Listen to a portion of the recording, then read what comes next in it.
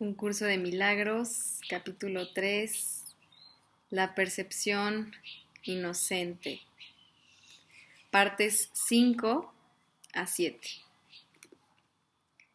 5. Más allá de la percepción.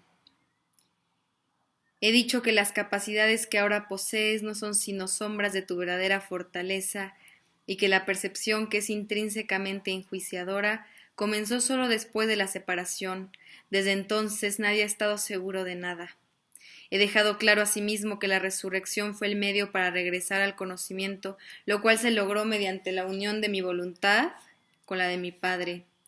Es oportuno ahora establecer una distinción que ha de clarificar algunos de los postulados que se presentarán más adelante. Desde que se produjo la separación, ha habido una gran confusión entre las palabras crear y fabricar. Cuando fabricas algo, lo haces como resultado de una sensación específica de carencia o de necesidad. Nada que se haya hecho con un propósito específico tiene la capacidad de poder generalizarse. Cuando haces algo para remediar lo que percibes como una insuficiencia, estás afirmando tácitamente que crees en la separación. El ego ha inventado un gran número de sistemas de pensamiento ingeniosos con ese propósito, mas ninguno de ellos es creativo. La inventiva, aun en su manifestación más ingeniosa, es un esfuerzo en vano. Su naturaleza sumamente específica apenas se compara con la creatividad abstracta de las creaciones de Dios. El conocimiento, como ya hemos observado, no conduce a la acción. Tu confusión entre tu verdadera creación y lo que has hecho de ti mismo es tan grande que se te ha hecho literalmente imposible saber nada. El conocimiento es siempre estable y es evidente que tú no lo eres. Aún así eres perfectamente estable tal como Dios te creó.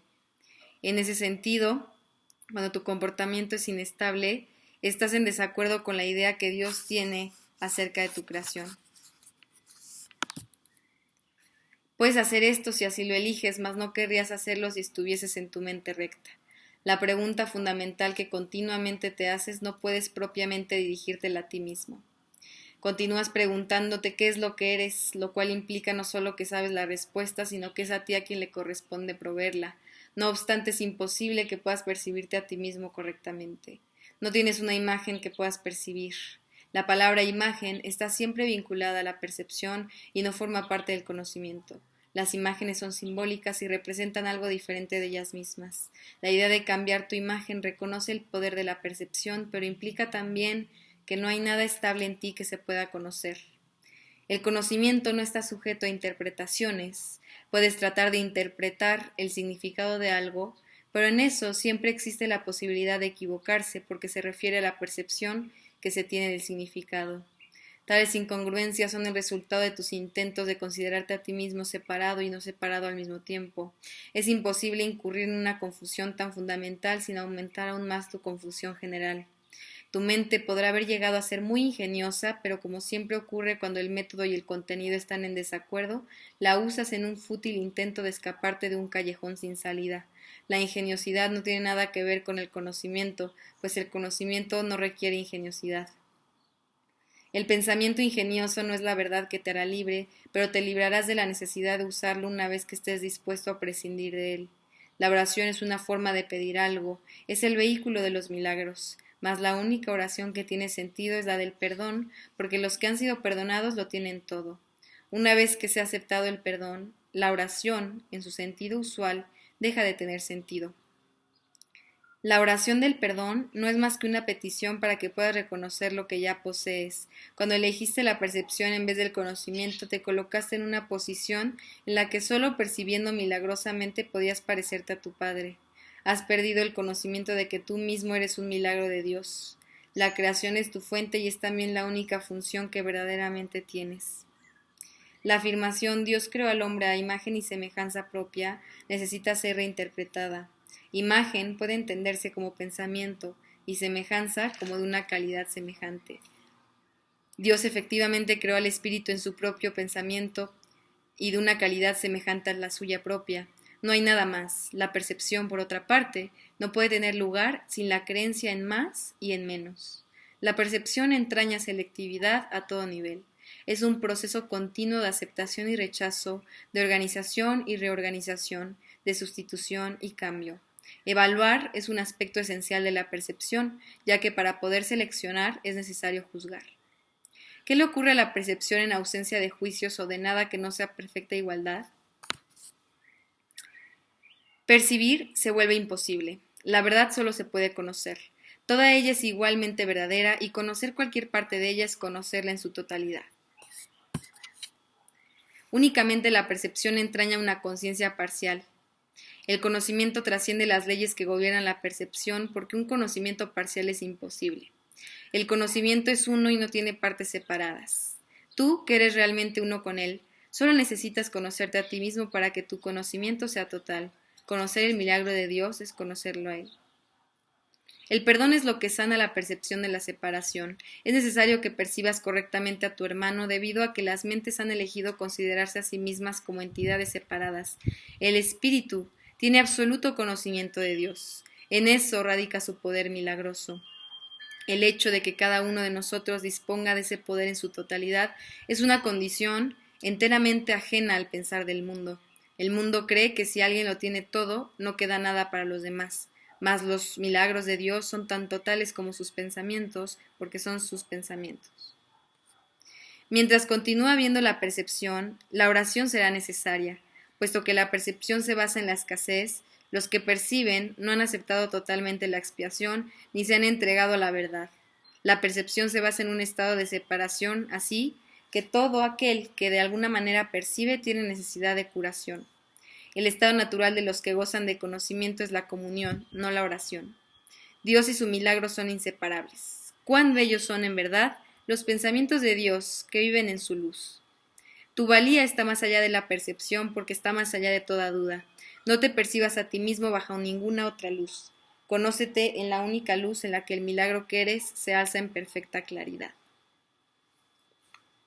6. Los juicios y el problema de la autoridad.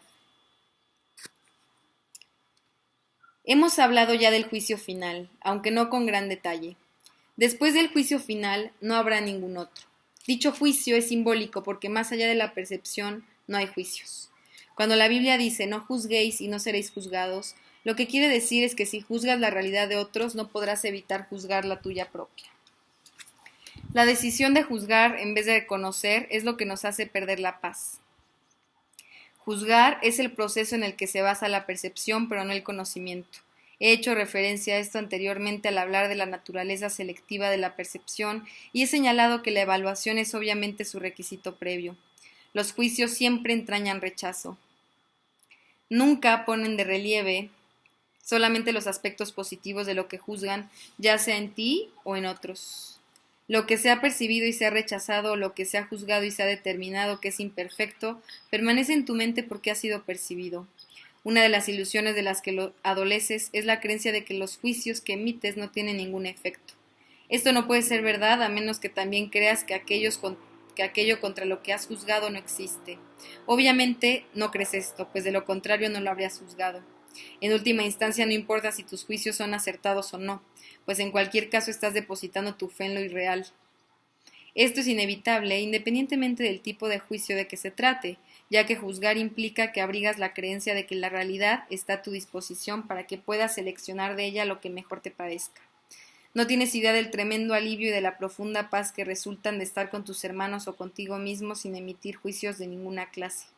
Cuando reconozcas lo que eres y lo que tus hermanos son, te darás cuenta de que juzgarlos de cualquier forma que sea no tiene sentido. De hecho, pierdes el significado de lo que ellos son precisamente porque los juzgas. Toda incertidumbre procede de la creencia de que es imprescindible juzgar. No tienes que juzgar para organizar tu vida y definitivamente no tienes que hacerlo para organizarte a ti mismo. En presencia del conocimiento, todo juicio queda automáticamente suspendido y este es el proceso que le permite al conocimiento reemplazar a la percepción. Tienes miedo de todo aquello que has percibido y te has negado a aceptar. Crees que por haberte negado a aceptarlo has perdido control sobre ello. Por eso es por lo que ves en pesadillas o disfrazado bajo apariencias agradables en lo que parecen ser tus sueños más felices. Nada que te hayas negado a aceptar puede ser llevado a la conciencia. De por sí no es peligroso, pero tú has hecho que a ti te parezca que lo es. Cuando te sientes cansado es porque te has juzgado a ti mismo como capaz de estar cansado. Cuando te ríes de alguien es porque has juzgado a esa persona como alguien que no vale nada. Cuando te ríes de ti mismo no puedes por menos que reírte de los demás, aunque solo sea porque no puedes tolerar la idea de ser menos que ellos. Todo esto hace que te sientas cansado, ya que es algo básicamente descorazonador. No eres realmente capaz de estar cansado, pero eres muy capaz de agotarte a ti mismo. La fatiga que produce el juzgar continuamente es algo realmente intolerable. Es curioso que una habilidad tan debilitante goce de tanta popularidad. No obstante, si deseas ser el autor de la realidad, te empeñarás en aferrarte a los juicios. También les tendrás miedo y creerás que algún día serán usados contra ti. Sin embargo, esta creencia solo puede existir en la medida en que creas en la eficacia de los juicios como un arma para defender tu propia autoridad. Dios ofrece únicamente misericordia. Tus palabras deben reflejar solo misericordia porque eso es lo que has recibido y eso es lo que deberías dar. La justicia es un expediente temporal o un intento de enseñarte el significado de la misericordia. Es juzgadora únicamente porque tú eres capaz de cometer injusticias. He hablado de distintos síntomas y a ese nivel la variedad de los mismos es casi infinita. Todos ellos tienen, no obstante, una sola causa, el problema de la autoridad. Esta es la raíz de todo mal. Cada síntoma que el ego inventa es una contradicción, debido a que la mente está dividida entre el ego y el Espíritu Santo, de tal modo que cualquier cosa que el ego haga es parcial y contradictoria. Esta posición insostenible es el resultado del problema de la autoridad, que al aceptar como premisa el único pensamiento inconcebible, solo puede producir ideas que a su vez son inconcebibles. El problema de la autoridad es en realidad una cuestión de autoría. Cuando tienes un problema de autoridad es siempre porque crees ser tu propio autor y proyectas ese engaño sobre los demás. Percibes entonces la situación como una en que los demás están literalmente luchando contigo para arrebatarte tu autoría. Este es el error fundamental de todos aquellos que creen haber usurpado el poder de Dios. Esta creencia les resulta aterradora, pero a Dios ni siquiera le inquieta. Él está deseoso, no obstante, por erradicarla, no como un castigo para sus hijos, sino tan solo porque sabe que les produce infelicidad. Las creaciones de Dios disponen de la verdadera autoría, mas tú prefieres permanecer anónimo cuando eliges separarte de tu autor. Al no tener certeza con respecto a quién es tu verdadero autor, crees que tu creación fue anónima. Esto te pone en una situación en la que lo único que parece tener sentido es creer que tú te creaste a ti mismo. La disputa acerca de quién es tu autor ha dejado a tu mente en tal estado de incertidumbre que ésta puede incluso llegar a dudar de que tú realmente existas. Solo los que abandonan todo deseo de rechazar pueden saber que es imposible que ellos puedan ser rechazados. No has usurpado el poder de Dios, pero lo has perdido. Afortunadamente, perder algo no significa que haya desaparecido, significa simplemente que no recuerdas dónde está. Su existencia no depende de que puedas identificarlo o incluso localizarlo. Es posible contemplar la realidad sin juzgar y simplemente saber que está ahí. La paz es el patrimonio natural del espíritu. Todo el mundo es libre de rechazar su herencia, pero no de establecer lo que ésta es. El problema que todos tienen que resolver es la cuestión fundamental de la autoría. Todo miedo procede en última instancia y a veces por rutas muy tortuosas de negar la verdadera autoría. La ofensa no es nunca contra Dios, sino contra aquellos que lo niegan. Negar su autoría es negarte a ti mismo la razón de tu paz, de modo que solo te puedes ver a ti mismo fragmentado. Esta extraña percepción es el problema de la autoridad. No hay nadie que de una manera u otra no se sienta aprisionado. Si ese es el resultado de su libre albedrío, tiene por ende que considerar que su voluntad no es libre, o de lo contrario el razonamiento circular de esta premisa sería evidente. El libre albedrío no puede sino conducir a la libertad. Los juicios siempre aprisionan, ya que fragmentan la realidad con las inestables balanzas del deseo. Los deseos no son hechos. Desear implica que ejercer la voluntad no es suficiente. Sin embargo, nadie que esté en su mente recta podría creer que lo que desea es tan real como lo que su voluntad dispone. En vez de busca primero el reino de los cielos, di que tu voluntad sea antes que nada alcanzar el reino de los cielos, y habrás dicho, sé lo que soy y acepto mi herencia.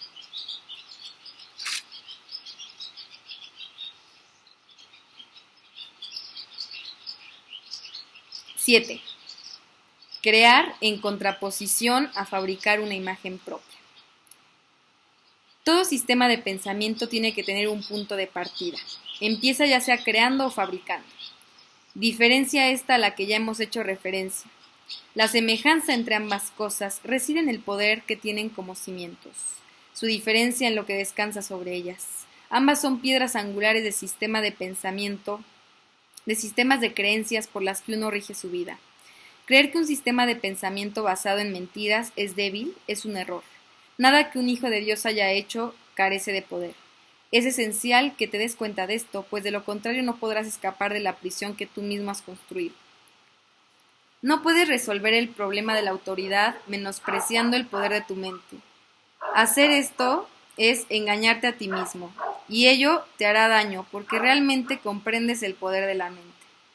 Comprendes también que no puedes debilitarla, de la misma manera en que tampoco puedes debilitar a Dios.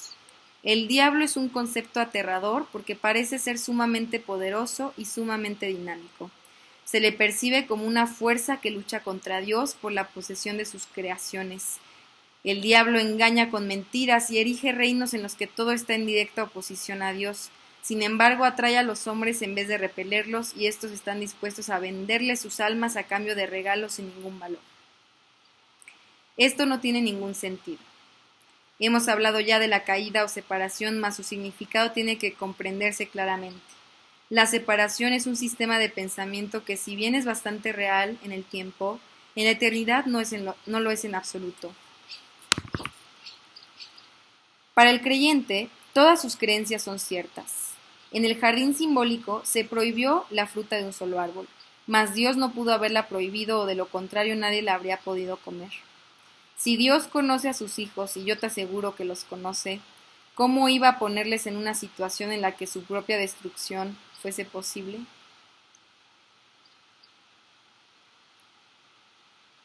Al árbol prohibido se le llamó el árbol del conocimiento. Sin embargo, Dios creó el conocimiento y se lo otorgó libremente a todas sus creaciones. Este simbolismo se ha interpretado de muchas maneras, pero puedes estar seguro de que cualquier interpretación que conciba a Dios o a sus creaciones como capaces de destruir su propio propósito es errónea. Comer de la fruta del árbol del conocimiento es una expresión que simboliza la usurpación de la capacidad de autocrearse. Solamente en este sentido no son Dios y sus creaciones co-creadores. La creencia de que lo son está implícita en el autoconcepto, o sea, la tendencia del ser a forjar una imagen de sí mismo. Las imágenes solo se pueden percibir, no conocer.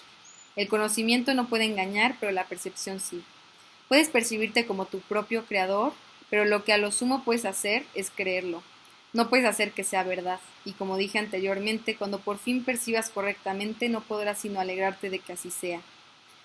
Hasta entonces, empero, la creencia de que sí puedes es la piedra angular de tu sistema de pensamiento, y utilizas todas tus defensas para atacar las ideas que podrían ponerla al descubierto. Todavía crees que eres una imagen que tú mismo fabricaste. Tu mente está en un desacuerdo con el Espíritu Santo en este punto y no hay posibilidad de resolver esto mientras te empeñes en creer lo que es literalmente inconcebible. Esa es la razón de que no puedas crear y de que tengas miedo de todo lo que fabricas. La mente puede hacer que la creencia en la separación sea muy real y aterradora, y esta creencia es lo que es el diablo. Es una idea poderosa, dinámica y destructiva que está en clara oposición a Dios debido a que literalmente niega su paternidad. Examina tu vida y observa lo que el diablo ha hecho, pero date cuenta de que eso que ha hecho se desvanecerá completamente a la luz de la verdad, ya que su cimiento es una mentira. El hecho de que Dios te haya creado constituye el único cimiento que no puede ser debilitado, ya que la luz se encuentra en él. Tu punto de partida es la verdad y tienes que retornar a tu origen. Mucho se ha visto desde entonces, pero en realidad no ha ocurrido nada. Tu ser no ha dejado de estar en paz a pesar de que tu mente está en conflicto. Todavía no has retornado lo suficiente y de ahí que tengas tanto miedo. A medida que te acercas a tu origen, experimentas el miedo a la destrucción de tu sistema de pensamiento como si se tratase del miedo a la muerte. Pero la muerte no existe, lo que existe es la creencia en la muerte. La rama que no da fruto será cortada y se secará. Alégrate de que sea así. La luz brillará desde la verdadera fuente de la vida y tu forma de pensar quedará corregida. No puede ser de otra manera. Tú, que tienes miedo de la salvación, estás eligiendo la muerte. Vida y muerte, luz y oscuridad, conocimiento y percepción son conceptos irreconciliables. Creer que se pueden reconciliar es creer que Dios y su Hijo no pueden reconciliarse. Solo la unicidad del conocimiento está libre de conflicto. Tu reino no es de este mundo, porque te fue dado desde más allá de él. La idea de un problema de autoridad tiene sentido únicamente en este mundo.